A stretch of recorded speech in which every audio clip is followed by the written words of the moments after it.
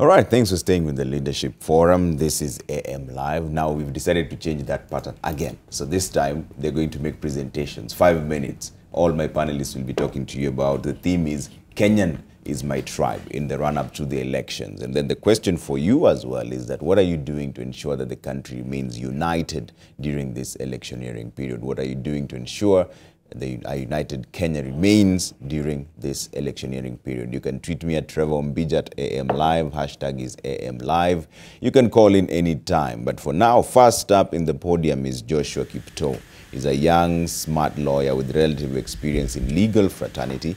Having acquired legal training at the University of Nairobi, Kenya's premium university, brings on board well-honored skills and wealth of knowledge. He's a graduate from the University of Nairobi, having majored in international law, international trade law, and East Africa Community Law. He's also a member of the Chartered Institute of Arbitrators Kenya and is on course to advance his higher levels through experience and further training on matters arbitration. He's a lecturer at the University of Nairobi, like I mentioned, and he's been majoring on jurisprudence, labor law, property law as well.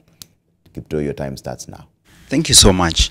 Fellow Kenyans, I take this opportunity to stand before you just to try appreciate and look back as a country. Where have we been? Where do we come from? And as a young generation, what stands for us? Elections always offer the opportunity where the citizens exercise sovereignty. It's an important process. It comes once every 5 years, but it's extremely important. Why is it important? That is where, as citizens, we get our direct right to make the decision. And the decision we make is not a decision that will just stand for a day. It's a decision that will live for us for the 5 years. We will only politic, we will campaign, but once we are done with the electoral process, we always resort back and realize that we are all citizens. I'll just address the young people. That is, the young people, there's something different. We are at the cusp of the moment of changing the narrative. For the last 45 years, for the last 50 years, the talk or the nature of our politics has always been ethnic-based. The nature of our politics has always been personality-based. That as a young people, we are never given the chance. As a young people, we never exercise our intellectual freedom. As a young people, we can't sit together around a table and say, as Kenyans, what are the common problems that afflict us? It is more than 50 years since we gained independence.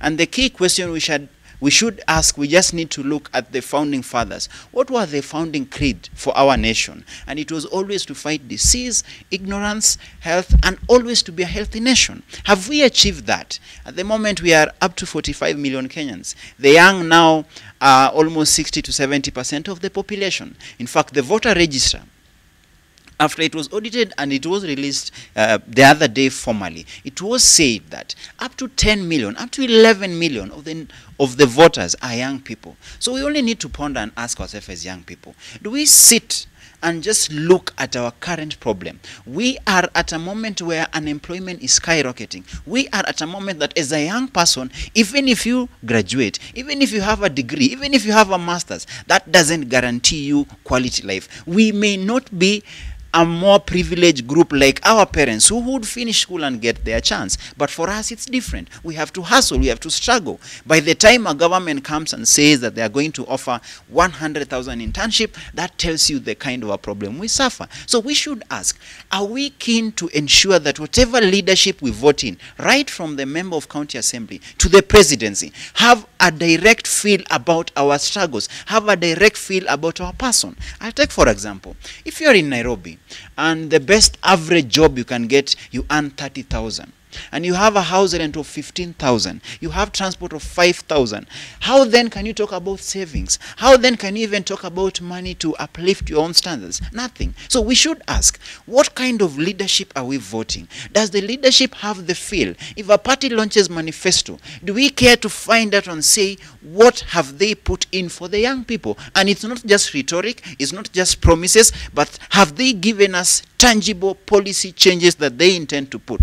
Have they shown us how they are seeking to fight corruption and ensure, as a country, we have equity? As a country, everyone of us has a chance that my name doesn't count. I doesn't have to be a Kiptoo for I to be able to get an opportunity. Is it that each of these leaders carry our aspirations in us? And I'm sorry to say that as a young people, we've always been at the tail end, where we are only the victims. We have a real chance to change that, but we never see that. We are always hoodwinked. We are easily lied to. We are easily manipulated. That after August, we resort back to our usual problem. The challenge is that at this point, at this moment, we are 39 days away from making the decision. As a young people, we should look at every single leadership position that we are voting in, because we are going for solution. If we continue like this, as a country, we'll have nothing. Each and every one of us has a responsibility. It is said that every generation has a responsibility. For the under 35, the responsibility is with us right now. We are to change the narrative that my ethnicity will not be the reason or the basis for my voting. That I'll be voting because I'll be looking at a person who can look me into the eye and tell me, I offer this solution, who can hold my hand, who can say that as a country, I'm going to take the young with us. So it is a challenge, it is a responsibility, we have to take it up. As a young people, this is our moment. If we don't take it, then the next 5 years, we will complain, we will keep complaining, and nothing happens. It is in our hands. Thank you so much. All right, impeccable timing. You actually had 4 minutes and 50 seconds. Just right on time. I'm going to bring up Dr. Caesar Mwangi is coming up next, and then we'll discuss all these topics that we're talking about. We're going to talk about the IEBC, whether they're ready or not, and a bit of the manifestos. Dr. Caesar Mwangi is now taking over the podium. Dr. Mwangi is currently the founding director of the Center for Personal Leadership, where he has been involved in designing and delivering people and also organizational improvement initiatives, and also an entrepreneur in the solar energy sector. Prior to this, he worked as a managing director of Sasini Limited, a publicly listed agribusiness company. Caesar is also a visiting lecturer and leadership coach at the Strathmore Business School. He regularly lectures and facilitates workshops in issues related to ethical leadership, corporate governance, change management, and people effectiveness. Dr. Caesar, your time starts now. Thank you. Good morning, Kenyan. Now, my tribe is Kenyan. 5 minutes. I've got 5 points, so I'm going to take 1 minute per point. Very quickly, my dear fellow Kenyans, let us look at a short historical perspective. Thousands of years ago, 2,000 to 3,000 years ago, Kenya as it existed, as it is now, did not exist. We were possibly hunters and gatherers. And we lived in tribes and clans, moving around, hunting and gathering. And at that stage, the tribe was important because the group was important. We lived in that stage. We then moved on with the agrarian revolution, and we settled down. We started agricultural practices. And at that stage, we started settling down as communities. We then moved on, and the Industrial Revolution came into place, and somehow towns started springing up, and we gathered around the towns, and we started looking for work around the towns. We then moved on to the Information Revolution, whereby the borders in the world came tumbling down because we could now communicate instantaneously across the world. And this is where we are right now, the information revolution stage. Therefore, the question I have for my fellow Kenyans is, where is the relevance of the tribe in this age when we can communicate with the rest of the world in a flash of a button? Somehow we have stuck in the hunter-gatherer stage, where it was important that we stick around our tribes and our clans and our groupings for survival's sake. That's the first point. We might be playing an irrelevant paradigm in a different age. And that's where we might be lost. But the second point I want to just mention is, with this confusion that we seem to be playing in, is that we've entrenched tribe in our constitution, where we try to make as many counties as possible to accommodate as many tribes as possible. So we have 47 counties to accommodate as many of our tribes as possible. But there's a paradox right here, because we are also trying to build the East African community and stretch out and say we are one big economic bloc and we want to cooperate with others. So we're getting smaller within, but we're trying to broaden outside, and there's a tension right there. So again, a little bit of confusion. The third point, the result of this, is that we've got what I call a fragmented society. We are fragmented because of our muddled up approach to things. into tribes, into counties, into clans within the counties, into by religion, by gender, by youth and age differences, and that is all we keep on arguing about. And we are trying to accommodate everybody in this hodgepodge of confusion at times. We are now going for an election. The only choice we have, my dear friends, is to look at our country as a nation that needs to develop, a nation that needs to create jobs, a nation that needs to reduce inequality among its people. And unless we think of it as a nation, we are not going very far. And as we go to vote, let us think of not about my tribe is my tribe, but my tribe is Kenyan. I am first a Kenyan. That's a fourth point, okay? We need to think of our country as a nation. And the fifth point, finally, I want to make, I read a very interesting biography of a very great man who is now late, the late Pope John Paul II, and I was reading his autobiography. In 1978, when he was appointed Pope, he wrote a letter to the communist regime of Poland, which was his home country. And in that letter, he made a statement which seems very relevant today.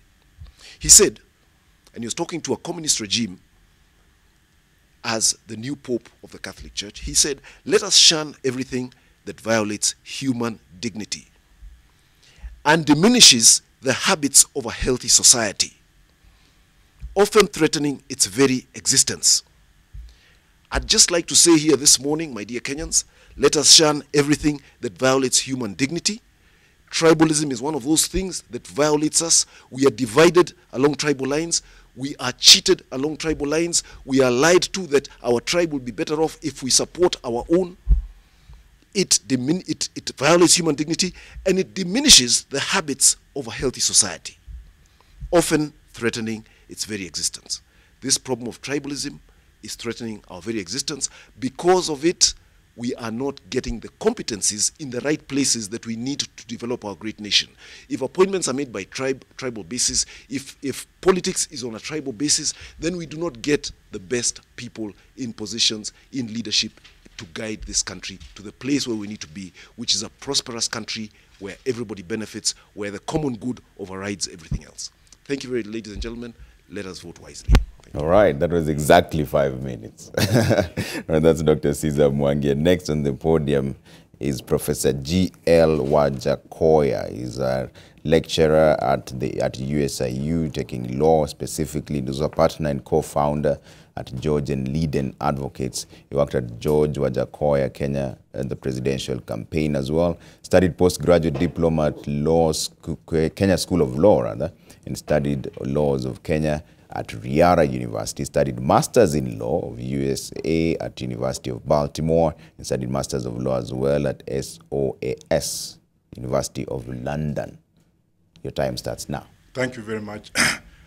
Ladies and gentlemen, I would like to take this opportunity to thank my fellow panelists for having enlightened me on a lot that I didn't know before, and if I offended them, I have to apologize to them.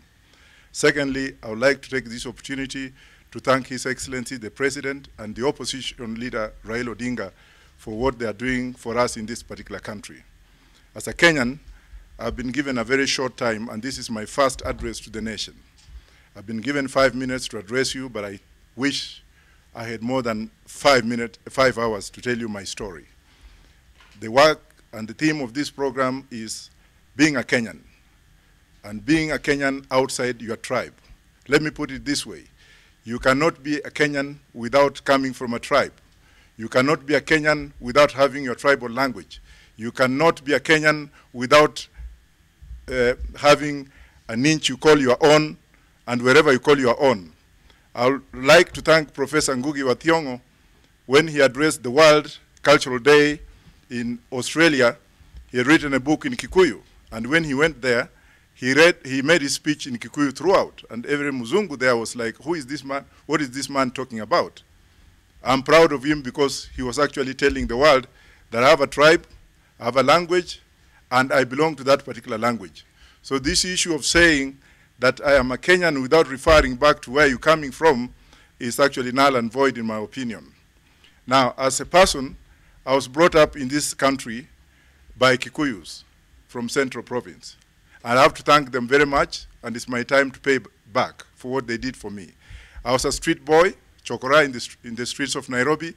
Those who fed me, and most of them were from Central Province.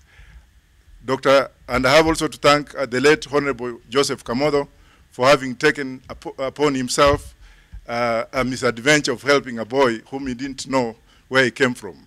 Now, to the youth in this country and to the nation as a whole, what can we learn from this man standing before you? A man who has risen from Chokora, a man who has been a grave digger, a man who has been a security guard, a man who has been in exile, and a man who has gotten it all in education. Can you learn something from me? Yes, you can. And we can say, yes, we can. Now, if we look at ourselves, what is our identity and what is our nationalism? When we leave this country, or when we look at the television and we look at Kenyan as a tribe, when our fellow men and women are leading us in athletics in the world, we come together and we say, we are Kenyans. And that is what we want to start from, the pride of this nation on the international platform. Now, the next thing is how do we become responsible? How do we address our issues when we have men and women who are now looking for a franchise, who are now looking for an electoral franchise, economic franchise, and social franchise to shift the paradigm from where they are to seek electoral office by telling us things that they have told us over and over again and again from the time we were growing up to the time we are growing up to this level and the time we are going to grow up tomorrow. Look at these people in the eye and say, what have you brought or what have you contributed to this society? What have you contributed to me as a person? One is unemployment. How do we tackle employment issues? Is it the responsibility of the government? Yes, to some extent it is. But is it also my responsibility to go out there and look for something to do that can improve my life and improve the lives of others? We look at India, for example. You get a small kid waking up in the morning, going out to pick up dung or to clean yards or to pick up leaves to take them to the bank so that he can actually get the ticking points for his future education. The responsibility of a young man who starts doing what he can do at the age of 10, waking up early in the morning to self-realize himself in terms of self-entrepreneurship. Look at the Asian community. Look at members of the Indian community who are Kenyans in this country. Look at their lifestyle. Can we also emulate them? An Asian goes to work in the morning with a pack of food. He eats during lunchtime. He doesn't go to those big hotels or what have you. Why can't we shift the paradigm, emulate other people's examples, and move forward? Can we do any other jobs?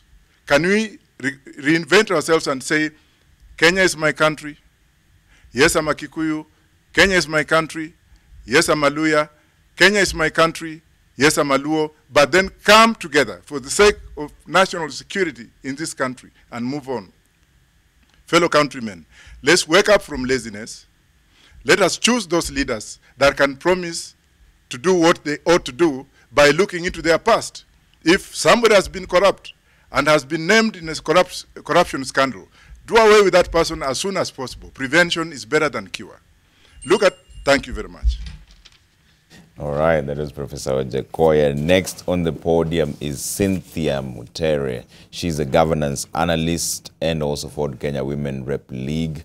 She's a patriot Kenya who's a mother of 2 grown children and grandmother of 1 grandson. Cynthia is now a social development specialist trained in gender and governance. Mutere has spent the last 20 years campaigning for human rights and constitutional reform in Kenya. Your time starts now, Ms. Cynthia. All right. I'll be speaking today of the circle of life of being a Kenyan woman. From the time you're born into this world in Kenya, you basically have your defined roles. When you arrive, you will probably be wrapped in a shawl that is probably pink or blue if you have the opportunity to be born in a hospital. In rural Kenya, it's probably just an announcement that is made. A boy has been born. A girl has been born. In most cases, when this proclamation is made, especially for the girl, you would find that maybe the father would have his crestfallen face, because it's not a plus in the community. If it is a boy, then you would find him with shoulders back and straight up, and he knows that now a family member has been born into the community, and now he can stand with strength. But what does it mean then to be the Kenyan woman? When you're wrapped in this pink shawl or in this blue shawl, it's a straitjacket that the community places on you. And in this pink shawl, or with this proclamation that a girl has been born in Kenya, it puts you in a place where now the community now defines how you're supposed to act, how you're supposed to, what your gender role really as a woman. And that is what we want to even look at, even as Kenyan women, and especially now the opportunity that is presented to us as we go into this election, which is the environment that we want to see, that the Kenyan woman can best see her ambitions be fruitful. If you're born in rural Kenya, the best thing that you can attain is really, your highest ambition is to get married, where you'll find the security of a home and a husband who can look after you. And probably that is not true, because you're not the one who is going to be paying for the food. You're probably the one who's going to be toiling in the farms, who is the one who is bringing that food to the table, and the one who is cooking that food. It's not very different, even whether you're single or married. As an urban woman in Kenya, you're also buying the food, you're cooking that food, but in many of the households, you do have house help. So what are the opportunities that are presented to be a Kenyan woman? These straitjackets really are the traditions that have been placed to us, and these traditions have been here from time immemorial. And these are traditions that really need to be looked at, and they need to change. In this 21st century, should we be continuing with traditions in this country, practices like the female genital mutilation? In this country, should we continue to have practices like early or forced marriages for the young girls?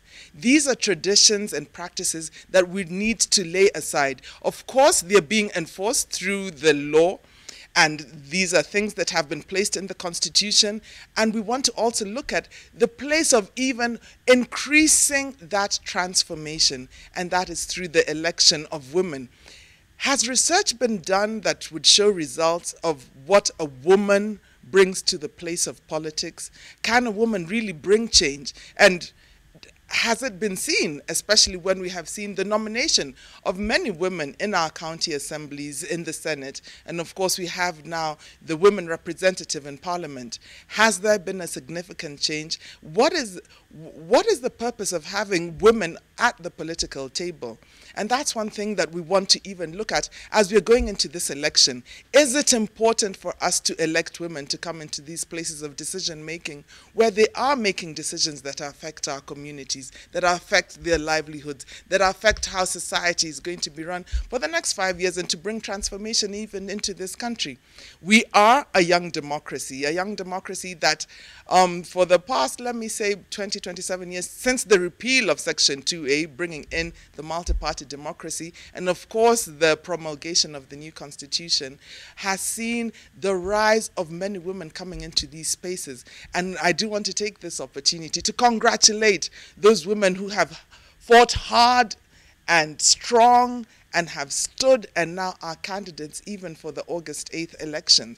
And now I want to appeal to the general population in Kenya to look at these women as women who are going to do better even for this society, to elect these women, that they're not only bringing their womanhood and they don't stand as a woman, they first stand as leaders. You first stand as a leader who happens to be a woman, a leader who happens to be a youth, a leader who happens to be a person of disability. And maybe you're a woman, and with the probably disadvantage of being a woman with disability seeking election, a woman who is a youth and probably running for women representative, that is a disadvantaged position. And the circle of life in Kenya is such that you would probably not have that place. And I want to thank you for giving me this time, but to really urge the electorate to look at these female gender as leaders and to give them the vote. Thank you very much. All right, Cynthia Mutere is there, has developed a reputation for a courageous and effective advocacy for women's economic and social rights, against official corruption, and in support of political reform since 1992, hence a passionate appeal for women to be elected into leadership. There's one thing that Professor Wajackoyah you brought up, which ties up to our subject as well, before I bring in Usha to read some of your response on Twitter. You mentioned that the issue of making contributions and taking responsibility, and that cuts on both sides, because there are some people would say that the only time I'd elect a leader is he has to show me what he's done for us. And that essentially pushes them over the cliff to go and do more, which involves a bit of corruption as well. Yes. So how do you balance these two? Taking responsibility as an individual and picking someone who can actually deliver. And what are your expectations for this person who delivers? I think before I go into that, let's look at told stories, stories that have been told, and success stories. And look at parties outside the box. Party like the Labour Party in England and the Conservative Party, and look at their method of selection of candidates. Nobody can come in and be selected at the same time. Somebody ought to have been a member of the party right from the grassroots, and he ought to have shown the Brits what he has done. And through that particular model, the person's integrity is put into question, and the media plays a leading role. So are the taxpayers in England, who look at this person, look at what he's done, look at even an inequity, a simple thing like sex scandal, even if it was not proven in court, can lead somebody to be disqualified. For example, when I stood on the Labour Party as an MP for Tottenham, when we went for primaries, David Lammy, who was a black Brit with parents from Jamaica, was taken in because he had a consistent history of having been a member from the age of 16. He had also been married, and he was a superb lawyer, though we went to the same school, University of London School of Oriental and African Studies. His record was brought on the table through the grassroots committees, and the reports that were written were the ones adopted. I had to be disqualified because I had children, but I was not married. And that became a key issue. In Kenya, that's not an issue. The issue of morality is taken on a very serious note. Now, if somebody is coming in today to tell you, or to promise you, or to give you promises that are unfounded, somebody promising you that he'll bring clean water, ask that person, where are you going to get the funding to bring in water? Who are you? But if somebody comes in, and I really like my friend Kiptoo, a future leader, I would vote for this guy with my legs up there, because I've listened to him. Right now, not in the future. Yes. Well, if he stood, I would vote for him, because I've listened to him, I've heard him, and it has made me to go out to research on this young man. Who is he? His qualities are not quantitative, because he speaks them, but I don't know what he has done. So I like to go back in the drawing table to find out what he has done from the age of 18, which is actually done in the United States. They look at you and your criminal record and your school records, and if you have ever plagiarized in the exam, that will stop you on the issues of integrity. But here, as you ask, and let me come now to conclude on your question. Here, it doesn't really matter. Anne Waiguru is involved in scandals. She thieves lots of money from the government. A quasi-quack commission is put in place. She was never charged for that. And you then, be very careful when you mention her, let because me she put wasn't it the way charged it for is. that. She was not charged, but then she's a suspect. And she's been taken in and out. The case is not over. But she was cleared by the EACC. Well, that's why I'm saying quack-related commissions without proper foundation. So that is why, if Anne Waiguru was in Britain, even if she did not steal, even these were just suspicions around her, and of course she's not guilty. To me, as a lawyer, I will not take her in the drains. She will not be allowed to stand until she's cleared, or even if she's cleared, her character has been put in question, and the British will say, no, no, no, this is not right. But that's the British model. Okay. Yes. And Cynthia, that ties up to what you were saying, electing women leaders, and he's saying some of those same leaders have tainted characters. Tainted characters, because what I do begin by saying, you're first of all a leader before you're a woman. Yeah, you just happen to be a leader who's a woman, And it's the same thing that a leader who's a youth. And we need to really guard against the language and the language that reinforces some of these stereotypes. When he says Kiptoo is going to be a future leader, he's a leader in his own right. He's speaking to the country and really the debate that he brings across. And I've listened to him severally. He's a leader in his own right. Does it mean you're a leader once you're elected? I think the opportunities, even in nominative and appointive positions, are much greater than even elective positions. So you don't need to be elected to have that label leader, but in your own right, in your place, then you're a leader. And so even as a woman, then you become a leader. You're a leader right from your home. And we need to divorce that perception that in politics it's different. Politics needs to work the way we're working in society, in community, as husband and wife, in the family. That should be also the place of a woman, even in politics. We do bring a softer side where probably there'd be hard stances because of the makeup of the general male person that a female person would bring. And so when you bring in the issue of Anwai Guru being a woman and a leader, and we're seeing women who then don't take, because then we are reading from the script of Kenyan politics. For me to do politics in Kenya, I need to be brash and to play the game the way it's always been played, you see? And so it removes from me that femininity. And I'm not a feminist. Of course, a feminist is the one advocating for the rights of women against men. But it's really the place of both of us, the place of the woman and the man. And so when you bring in, we've seen examples of Anwai Guru, she's not been made culpable. And when you find the person who sits in the highest office of this land, the deputy president, making derogatory statements, speaking about her like she's just catwalking na kizungu mingi, you know, like she doesn't have anything from the neck up, you know, like there's nothing that she has brought to the table. That is reinforcing that patriarchal society, even from the political class, so that even when you present your documents as manifestos saying you're going to bring these genders,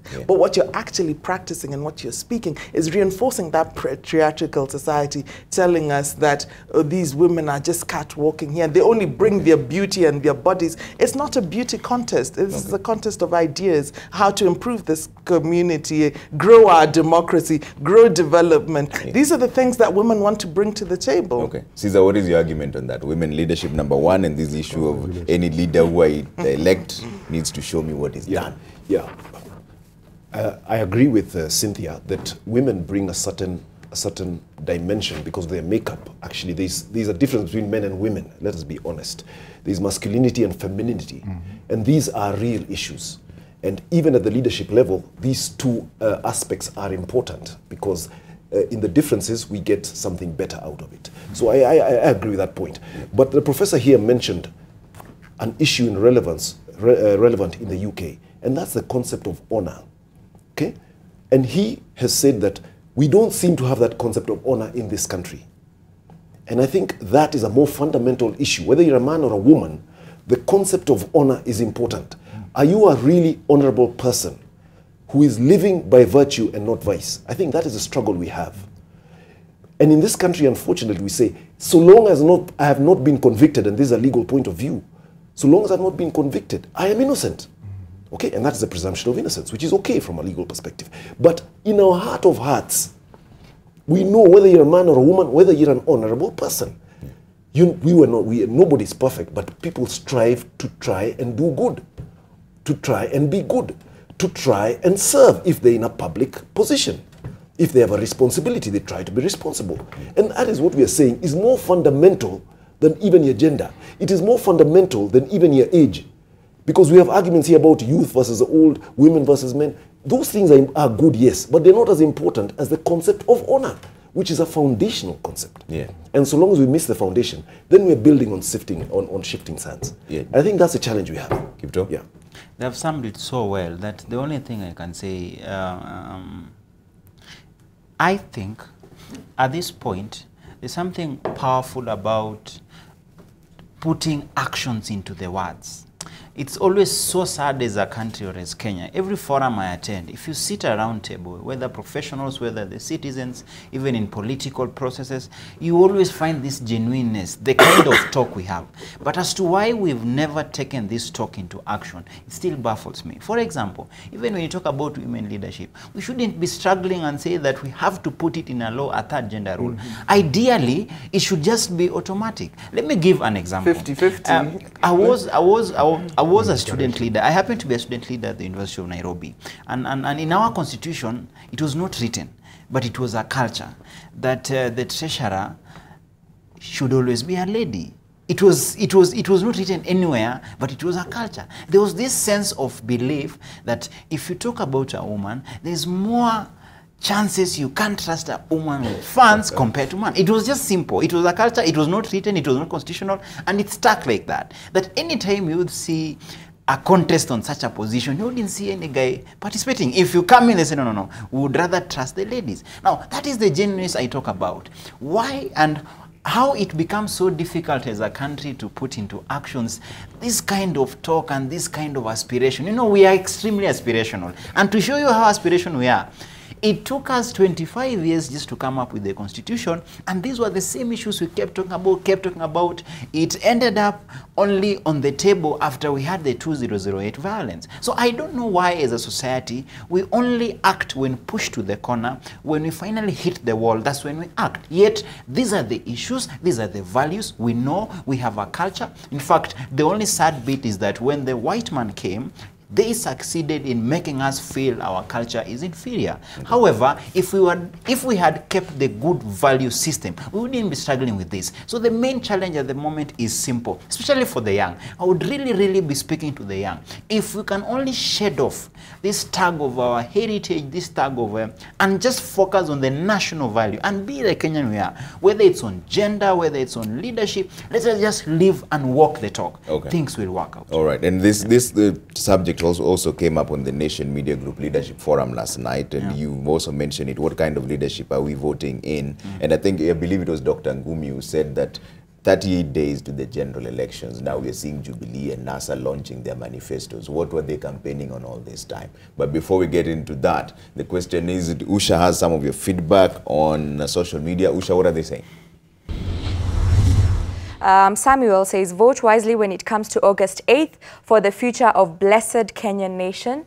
We also have Sang, who says, discussing with politically inclined person misleads a lot. Why can't a wrong be a wrong even if you are in a specific party? We have Akbar, who says, I support Kenya Daima about the personal values, honor, honesty and hard work.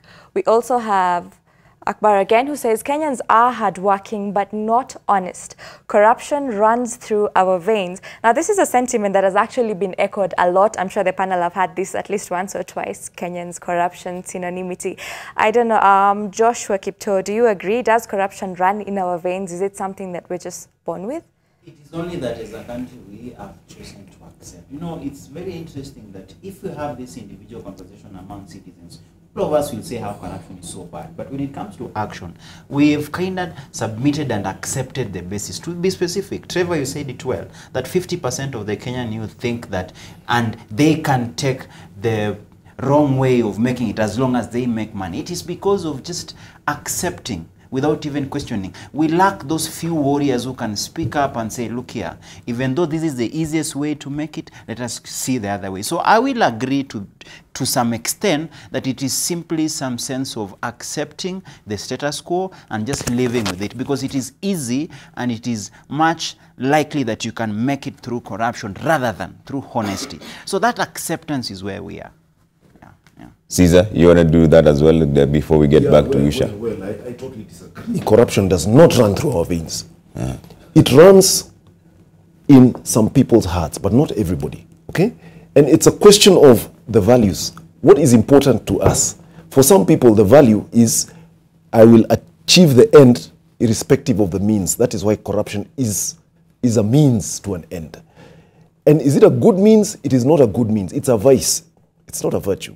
And some people choose it and others don't. So it does not run through our veins. We cannot use those kind of words.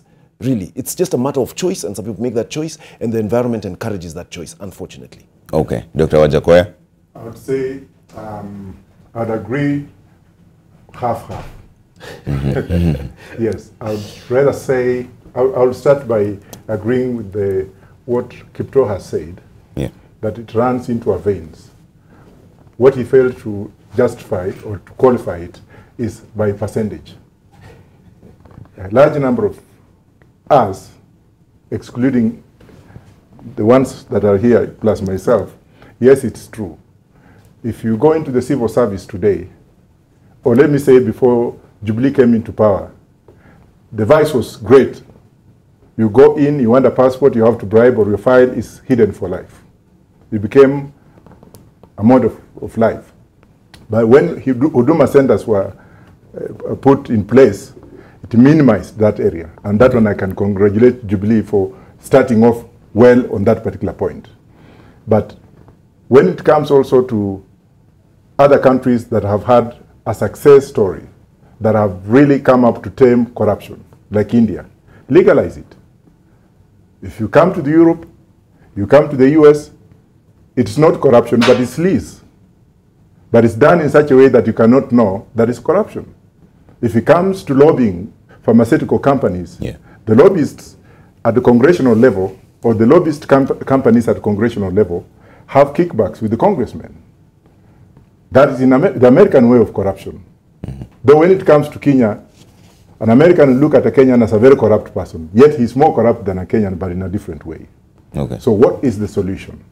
The solution, as we said before, is to inculcate it in the young people's mind, have a content-based curriculum, and teach the subject, and maybe 50 years upon our death, I'm 58 years today, maybe 108 years to come, people will think differently. Cynthia?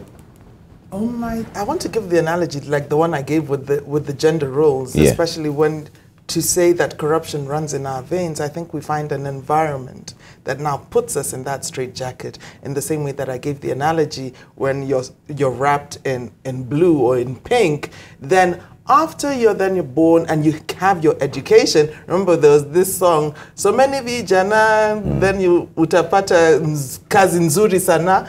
You go through your degree and then you find hakuna kazi mzuri sana for the degree holder. You're selling you're a newspaper vendor or you're vending stuff. And so you find yourself in that environment that now the system dictates that you need to compromise your values that you have learned in the family, that you've learned in school and all the education.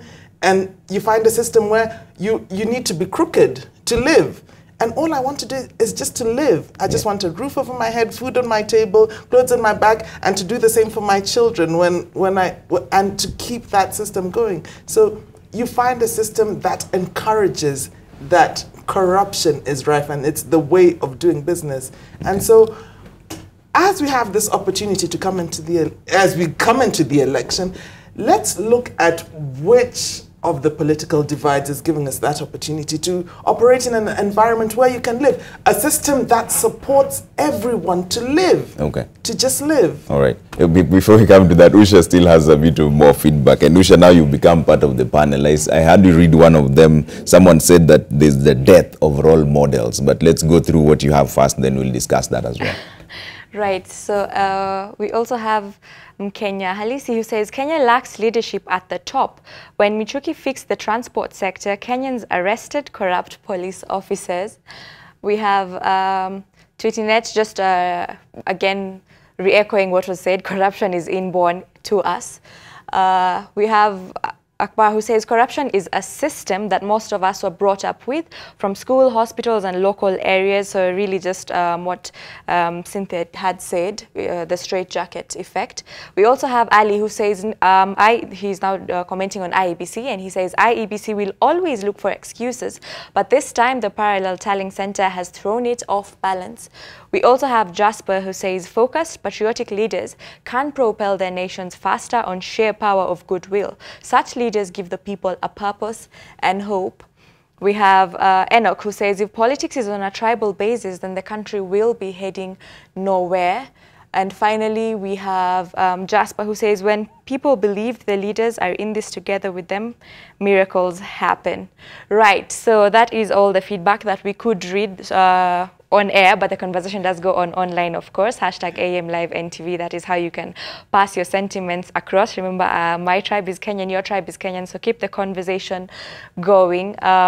Trevor, you were asking? I was asking you, since you're pretty young, do you have role models yourselves who've not been tainted? Because I meet several people who, the people they mention to me as their role models, I can pick out at least 3 or 4 scandals about those specific people. I just don't want to say it. Do you have role models you can mention? I do, but they're very, very few and very spaced apart. So you also agree that there's the issue of the depth of role model? There is a very big issue of role models. All right, and Cynthia, that's exactly where we start. Yeah? To answer now that you're asking the young people. Yes, okay. The role models I know of, there's something again we get it wrong. The good people in Kenya have chosen to keep quiet and keep away. That is one I can say. The individual good personalities I meet in my everyday walk of life, they are not in those positions. They rather stay away, they choose to be private, they choose just to stay out of trouble. Because as Cynthia said, it is a straight-jacket kind of a situation that the public's fear. In fact, I think Senior Counsel Abdul Nasir said it after the closure of nomination, where he said it seems it's only in Kenya where the political seats are for thugs, for drunkards, for rapists. The good choose to stay away. So if we talk about role models, we have them. But the only problem, where are they? They refuse. In fact, it is out of genuineness. They think if they go into this, they won't be part of it. You've just raised the issue of IEBC. Are you aware that for the IEBC positions, for the commissions, do you know the very good lawyers and advocates we know out here, almost all of them refuse to apply for the job? In fact, at the end of the day, IBC was struggling to attract good talent. Why? Because everyone had this perception that this is a career-ending kind of a position. That if you want to finish your career, take up the IBC chair. That you go in, you're finished. So what happens? The good stay away. So will we then end up saying that we have a role model in that position? Not at all. So we shouldn't complain when, for example, IBC engages us in the shenanigans they are engaging right now. We shouldn't complain because the good, because the role models that I know of, and they are out here, Trevor, they are out here. You only need to walk and meet them. They are out here, but they choose not to stand up. And as we said, we only need individuals to stand up. Now you see where the problem we are in. IBC at the moment, every day it's a crisis after a crisis. Integrity issues, simple things as doing it right. An audit has been done. We still have a faulty register, for heaven's sake.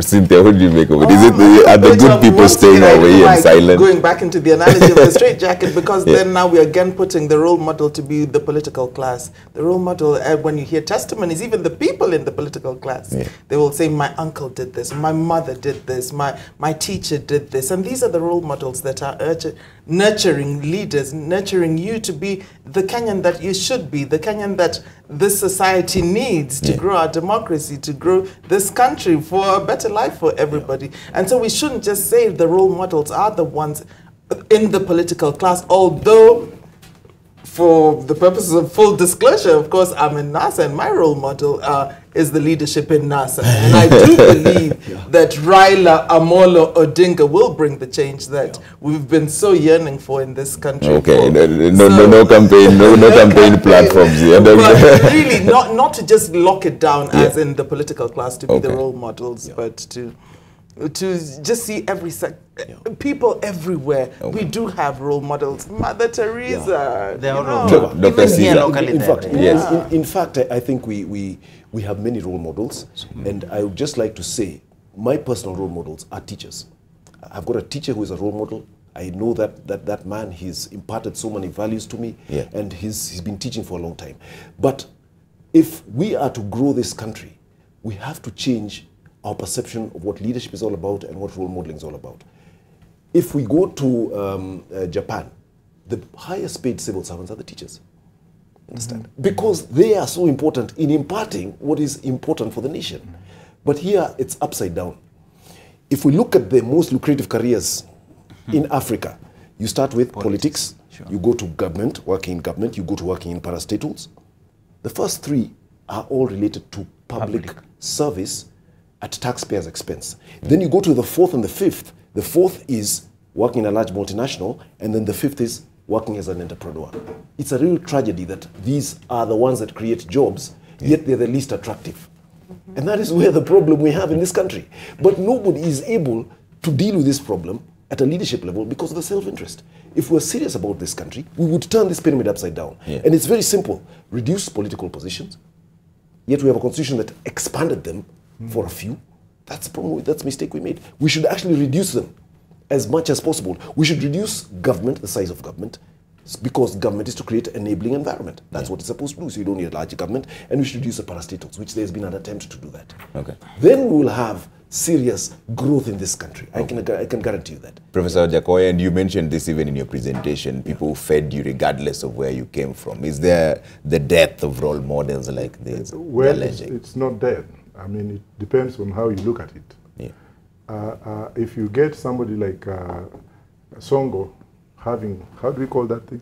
Mohawk. Mohawk on the head in the last elections, and you get kids saying, I want to be like Songo, I want to be like Songo. Is that a role model? It's a wrong role model. That depends. It's a wrong. It depends on how you look at it. That's something to your own personal, what have you. I don't want to go personal. Yeah. When I was growing up in the streets, and of course I'm a role model outside this country because here I'm not accepted. My story follows me. It tells the story about who I am. And most people not accept to do what they did before. I do accept. When I was a street kid, and you can check what the nation ran stories on me in 1977 when I was eating garbage in Grogan Road.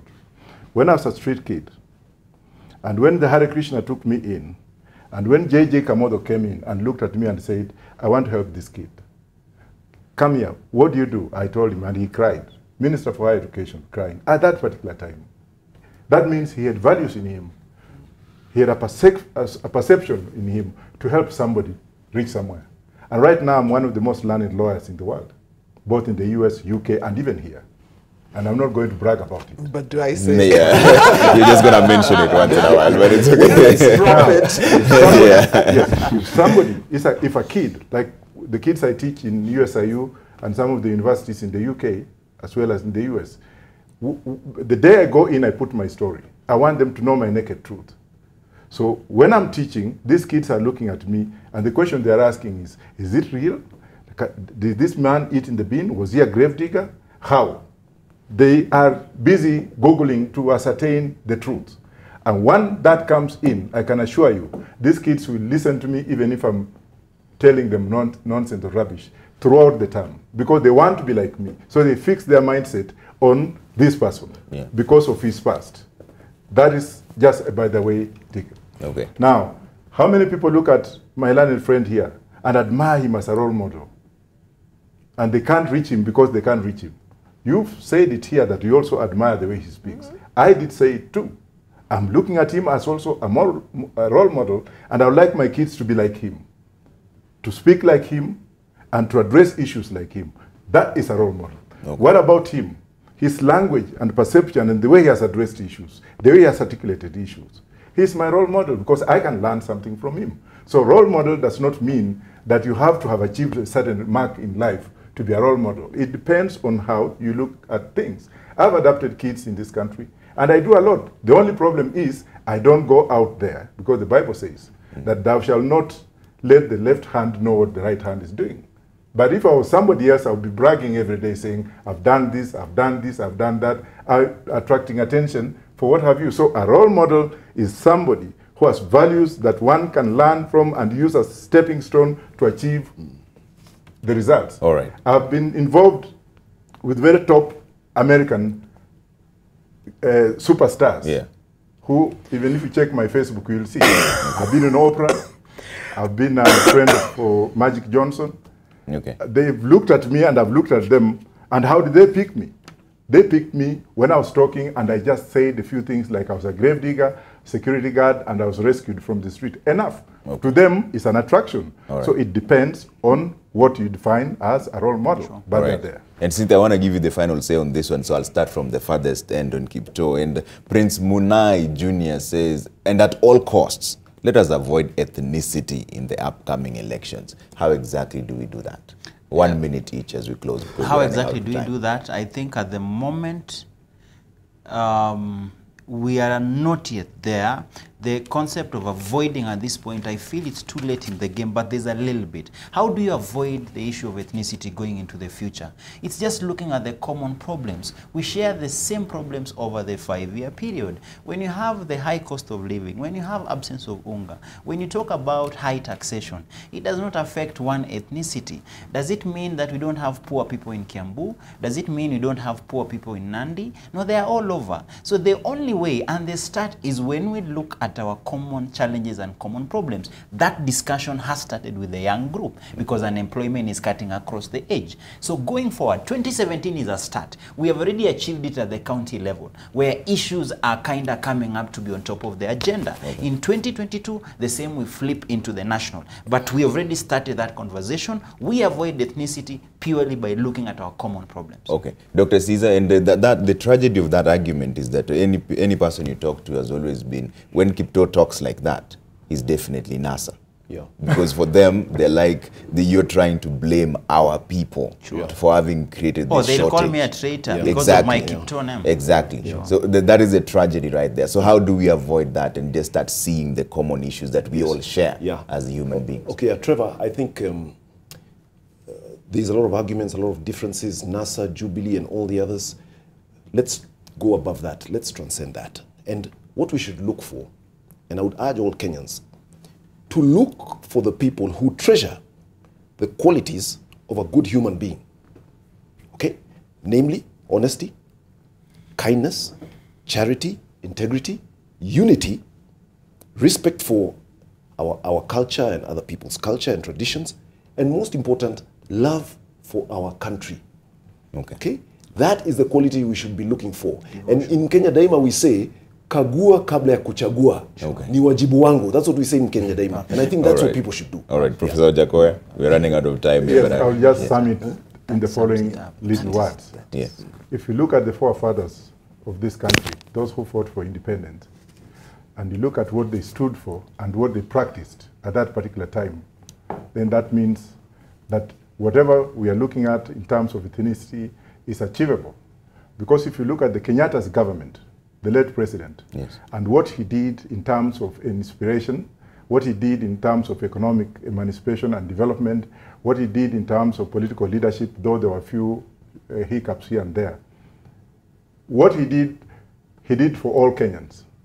We had affordable medical health care, we had free education, we had actually infrastructure coming up, and the issue of ethnicity was not there to a large extent, apart from different ideologies, which were wars fought between the Cold War and the West, of which Oginga was wherever have you, who was trying to make his point, what have you. So let us reinvent ourselves and look at the Kenyatta model, the late president of this country. I know lawyers, my people will hang me when they hear this because of what happened in Luo Nyanza and what have you. But Kenyatta, Mzee Jomo Kenyatta is the most admired president outside this country for the policies he had, which worked. Okay, Cynthia, wrap this all up for us. How do we avoid this whole issue of ethnicity? I'm trying to avoid from rebuffing his statement, but let me just... I'm just resisting rebuffing his statement, but in 1 minute, let me start from ni wajibu wangu kuwa Mkenya. Yes. Coming into the election, how do I become a Kenyan? To be true to myself. I think the Kenyan election in 2013 was very patriotic when we voted to keep our sons back here. The Uhuruto duo who were going to ICC were patriotic enough to vote that they would remain here.